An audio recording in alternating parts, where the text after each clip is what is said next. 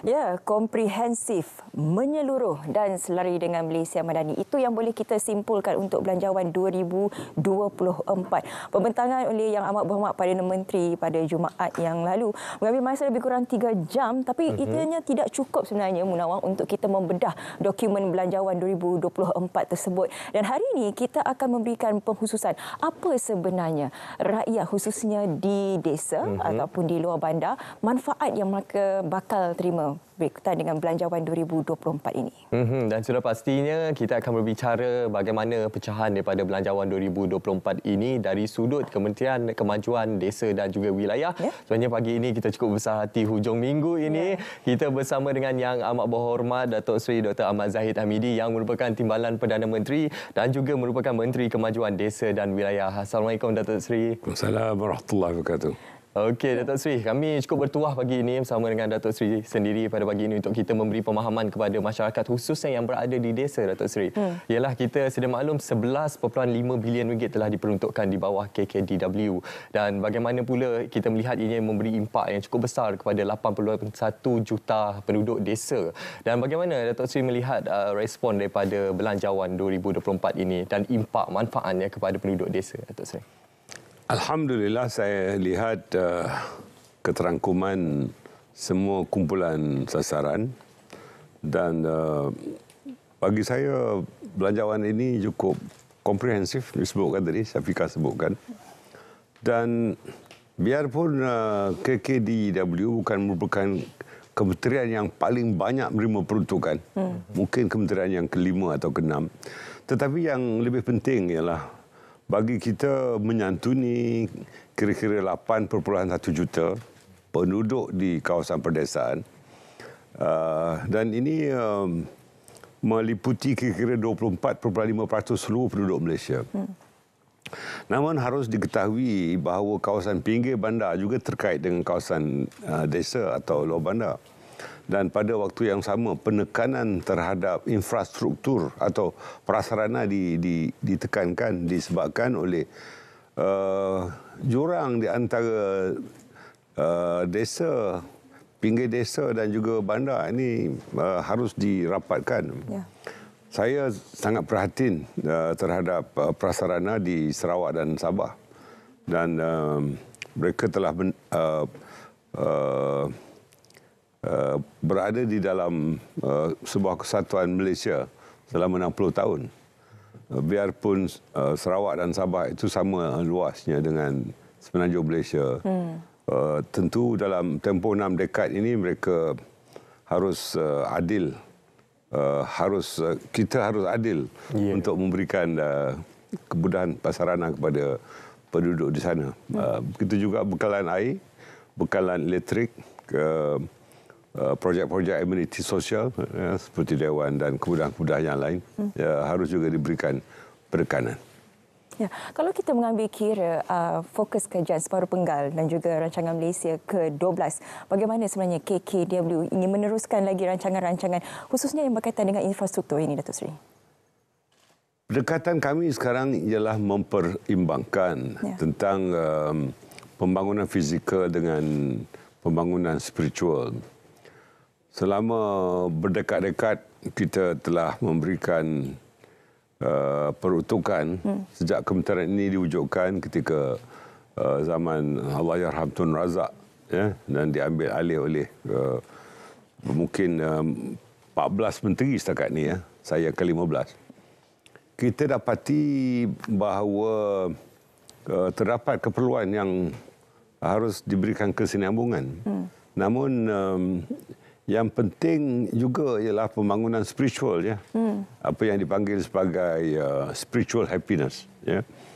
Kerana kita dapati bahawa pengundi-pengundi di kawasan luar bandar besar jumlah dan peratusannya. Betul. Mungkin hampir 70% daripada mereka ini tinggal di pinggir bandar atau di dalam bandar. Jadi pemikiran bandar ini ada pada mereka. Tetapi apabila mereka pulang ke kampung ketika hari raya, kenduri kendara atau kematian, apatah lagi ketika pilihan raya, suhu politik itu meningkat disebabkan jurang yang sangat luas ini. Maka tanggungjawab kami lah, ya, bukan saja memberikan tentang physical happiness, ya, tetapi juga spiritual happiness. Sebab saya selalu mengulangi hadis yang sahih, ya, Muslim, Bukhari dan beberapa perawi yang lain menyebutkan la yashkurullah man la yashkurun nas.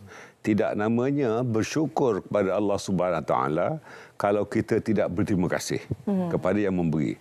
Dalam hal ini kerajaan. Yang penting bukan siapa yang jadi menteri atau Perdana Menterinya, ialah kerajaan. Kerajaan, kita tahu penggal yang lalu 3 Perdana Menteri. Tapi situasi harus diubah ketika itu, tetapi tidak berubah, ya.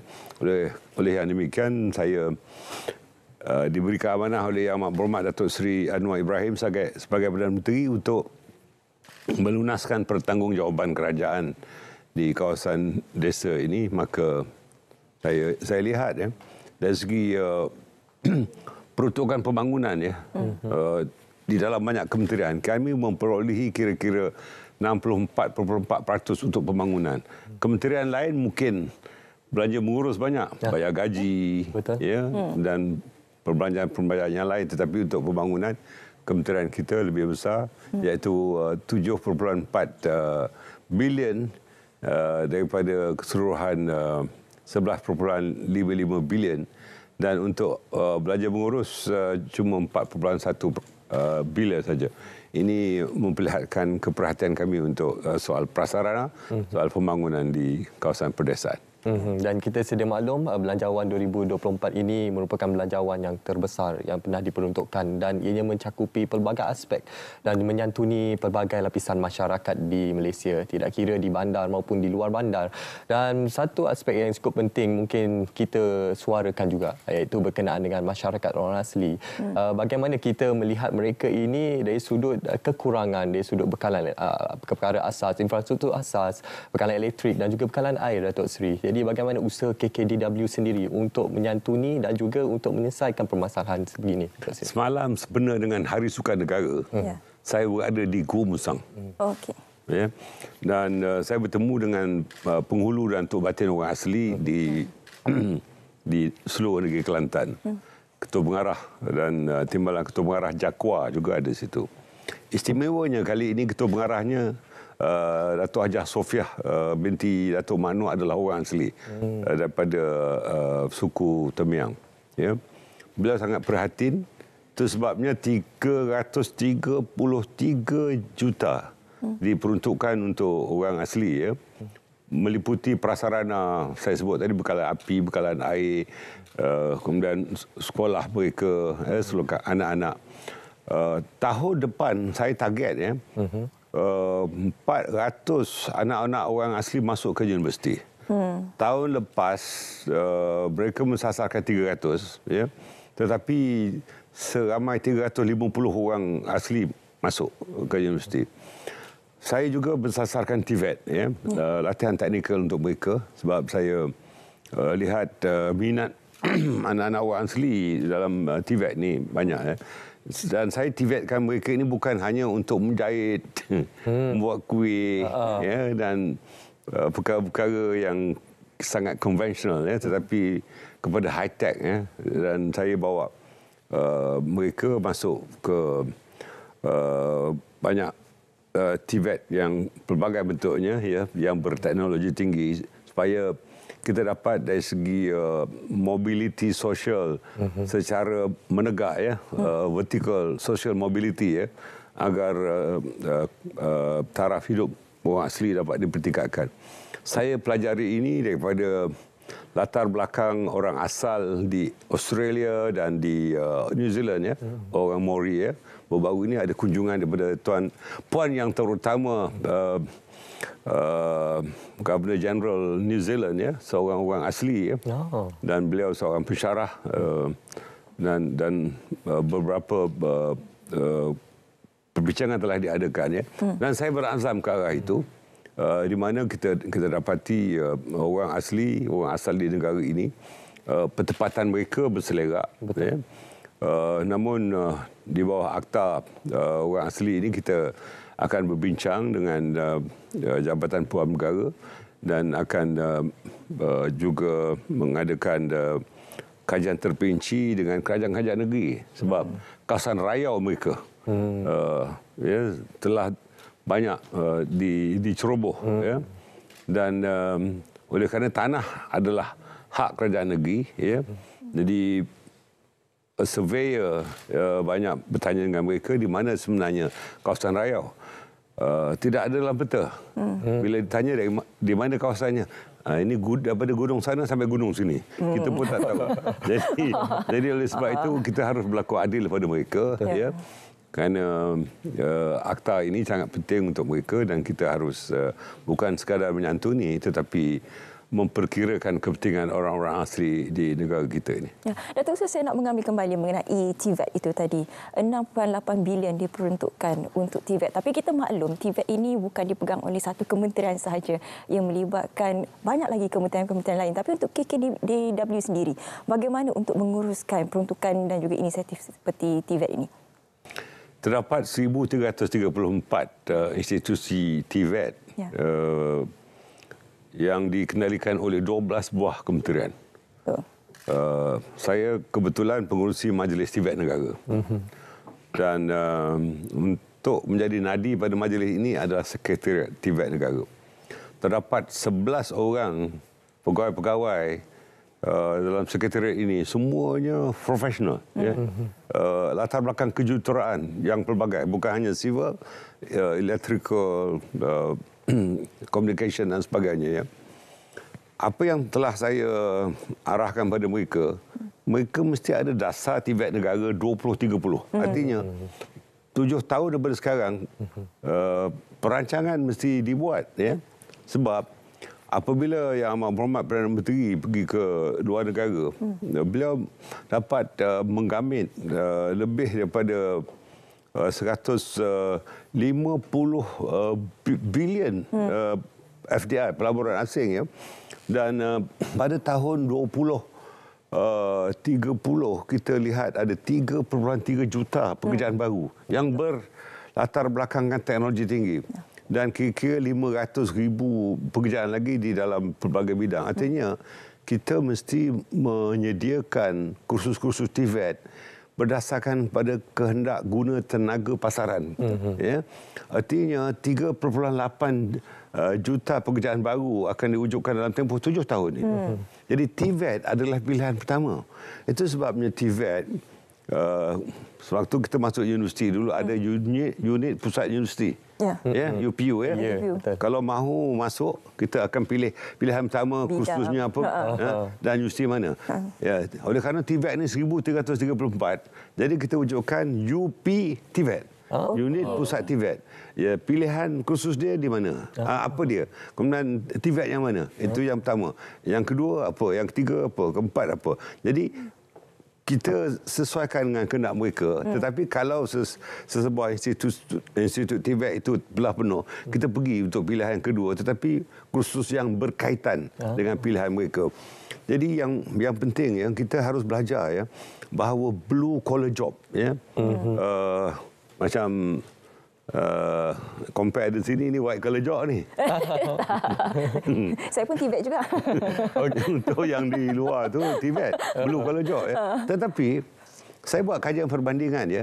Seseorang yang masuk matrikulasi ya, selepas SPM ya, sampai ke PhD dan menjadi pensyarah ya, tempohnya 10 tahun. Itu white collar job. Gajinya ialah 2,400. Yang masuk TVET daripada tahun pertama sampai tahun ke-10 ya, ambil SKM 1 sampai SKM 5, ambil diploma, ambil diploma lanjutan ya, semua kursus kemahiran. Tahun yang ke-10 gaji dia 17,000. Yang ada PhD 2,400. Setuju. Jadi ini tidak diketahui ramai ya, sebab ini sesuatu yang baru. Bagi persepsi yang ada ialah TVET sebab tak berjaya SPM, Masuk TV. Dapat kredit 3 itu pun kredit 5 aja. Tak dapat masuk ke tingkatan 6, rendah dan atas, kemudian tak dapat buat diploma. No, sikap ini harus diubah. Okey. Kerana TVET menjanjikan masa depan yang lebih. Ya. Betul. Itu sebab yang masuk industri 67% pelajar wanita. Itu tak dinafikan Datuk Seri. 23% je jenis lelaki Yang macam lelaki kita ke ni. TVET? Betul. Pelajar lelaki ni main-main je. Bukan main-main.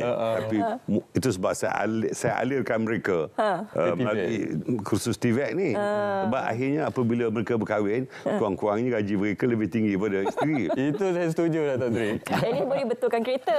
Kemahiran tu. Kemahiran sangat penting lah. Itu kita nak memperbetulkan mentaliti khususnya dalam kalangan generasi muda berkenaan kepentingan TVET ni. Ialah satu lagi perkara menarik dan mungkin baru juga. Mungkin ada dalam kalangan penonton kita yang tidak pernah mendengar berkenaan istilah pra-tahfiz TVET. Jadi mungkin ini satu perkara juga yang perlu kita fahamkan kepada masyarakat berkenaan bagaimana untuk kita mewujudkan bukan saja individu yang mempunyai kemahiran yang tinggi tapi juga pembangunan manusiawi itu sendiri. Ada dua aspek. Satu ialah pra-tahfiz untuk tadika kemas. Tabika kemas. Ya. Pra-tahfiz ni kita dua prong attack, dua lapis. Ya. Satu, yang mahu mengajar Al-Quran mesti tahu Al-Quran dulu. Gugu kemas ni yang mungkin mereka hafal Quran, Al-Fatihah dan Juzul Ammah yang surah yang ringkas-ringkas. Ya. Jadi untuk mengajar pelajar-pelajar ini kita harus mempunyai training for trainers. Artinya kita harus ajar guru ini untuk penghafalan ayat-ayat surah Waqi'ah, surah Al-Mulk, Yasin dan surah yang panjang-panjang sikit. Jadi barulah boleh mengajar situ. Jadi pelajar-pelajar ni, murid-murid ni daripada umur 3 tahun hingga 6 tahun, hati mereka sangat terang. Sebab tak banyak rosak, tak tengok phone. Ada juga yang tengok phone. Jadi ketika itu kita ajar, ya. Sebab kita telah buat ujian secara empirikal, ya. Pelajar-pelajar tahfiz yang hafal 30 juzuk, ya, tanpa SPM. Lepas tu kita bagi dia kursus yang singkat, ya, 6 bulan, 3 bulan. Mereka dapat kebanyakan dapat straight A. Artinya dengan penghafalan Quran 30 juzuk itu, subjek lain mudah. Ya, itu pra-tahfiz. Ya. Satu lagi ialah TVET untuk mahat tahfiz. Ya. Kita telah ada 17 mahat tahfiz yang kita TVET-kan. Hafal 30 juzuk. Ya. Kita TVET-kan mereka. Hasilnya 3 orang jadi engineer. Bukan civil, bukan buat bangunan. Engineer di dalam MRO, maintenance, repair and overhaul kapal terbang. Ya. Artinya selama ini kita menafikan peluang mereka, ya. Walaupun mereka bijak, ya. Itu sebab kita ambil pendekatan baru yang begitu, ya. Dan mereka bekerja dengan syarikat Boeing dan Airbus. Ya. Di bawah Judi KL kita telah ada hangar di Subang dan akan dibina 2 lagi hangar di Subang, ya. Sebab kita alirkan mereka ke arah itu. Banyak lagi umpamanya EV, ya, electric vehicle, ya. Ya, kita bekerja dengan Geely dan sebagainya. Ya, pelajar itu kita akan taruhkan di Sarawak umpamanya ada hydrogen teknologi, ya, untuk kenderaan. Saya pergi ke sana dan peluangnya cukup banyak. Begitu juga tenaga solar, renewable energy, ya. Dan bidang-bidang ini membuka peluang yang luas, tetapi kita masih lagi mengajar kursus menjahit, potong rambut. Ya. Penting tu semua, betul. Kalau tidak pekerja asing ramai datang. Kadang-kadang tobek juga rambutnya, kan. Jadi dalam perkara ini kehendak pasaran berbeza. Kita mesti mengadaptasikan berdasarkan kehendak tenaga pasaran. Itu sebabnya namanya Kementerian Kemajuan Desa dan Wilayah. Ya. Itu sebab saya sering memberitahu kumpulan sasarannya, ya, hati kita Mekah, Pemikiran kita mesti New York. Artinya apa? Kita mesti berteknologi tinggi tanpa mengenepikan soal-soal asas keagamaan. Akidah kita mesti pegang. Ya. Mungkin ketua pengarah penyiaran selalu dengar ayat ni, wabtaghi fima atakallahu darul akhirah wala tansa nasibaka minad dunya wahsin kama ahsanallahu ilaik. Kita mesti mempertimbangkan antara duniawi dan ukhrawi dalam perkara ini. Barulah jadi manusia yang kamil. Kalau tidak, kita jadi manusia camel. Ya. Tapi itulah bila kita menyentuh mengenai pemikiran New York tu, kita perlu melihat pula dengan liputan internetnya. Ini juga jurang di antara bandar dan juga di desa ataupun luar bandar. Bagaimana KKDW melihat perkara ini? Mengikut Menteri KKD, coverage atau liputan 5G sekarang ni berada di tahap lebih daripada 84%. Ya. Di negara tertentu, 5G ini telah naik ke 5.5G. Ya. Di kawasan luar bandar, 4G pun tak dapat. Ya. Jadi kerjasama antara KKDW dengan KKD, di mana Elon Musk baru-baru ini telah menawarkan peranti yang disediakan untuk kawasan pendalaman yang turun ke satelit bagi liputan untuk 5G ini. Jadi kita telah kenal pasti kawasan-kawasan itu, termasuk dengan JAKWA, Jabatan Kemajuan Orang Asli di kawasan itu kita akan buat liputan. Tapi insya-Allah kita berazam untuk pertengahan tahun hadapan sekurang-kurangnya 50% di kawasan luar bandar kita akan dapat liputan 5G. Dan kita juga berazam untuk akhir tahun hadapan 2024 kita akan membuat liputan tidak kurang daripada 85%. Ya. Yang 15% lagi mungkin kawasan pergunungan dan sebagainya, ini agak sukar. Ini hakikatnya begitu ya. Tetapi kita tahu di bawah kepimpinan Yang Amat Berhormat Datuk Seri Anwar Ibrahim, beliau amat progresif dari segi tasawurnya, wawasan dia, the vision dia.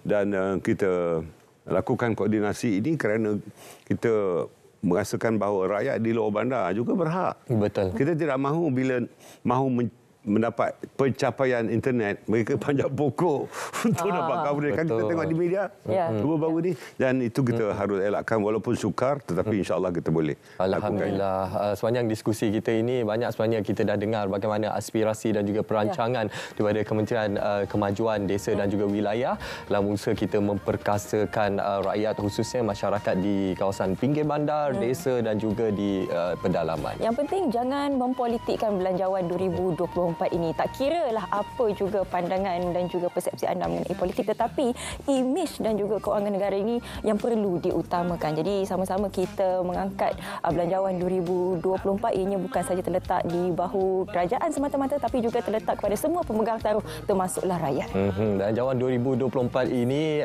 digambarkan sebagai tekad dan juga kepimpinan dan juga kesungguhan kerajaan perpaduan untuk memaknai satu idea yang penuh dengan nurani dan juga untuk memartabatkan, memperkasakan rakyat secara keseluruhannya. Terima kasih kita ucapkan kepada Datuk Seri Dr. Ahmad Zahid Hamidi, Timbalan Perdana Menteri yang juga merupakan Menteri Kemajuan Desa dan Wilayah. Datuk Seri, tak terasa masa berlalu begitu pantas, Datuk Seri. Banyak lagi yang sebenarnya kita nak bincangkan, tapi ini sahaja kesempatan yang kita ada sebenarnya. Ya. Terima kasih juga kepada anda yang sudi bersama dengan kami sehingga sekarang ini. Saya Syafiqah Ishak. Saya Munawar Azmi. Sehingga kita berjumpa lagi. Assalamualaikum dan salam Malaysia Madani.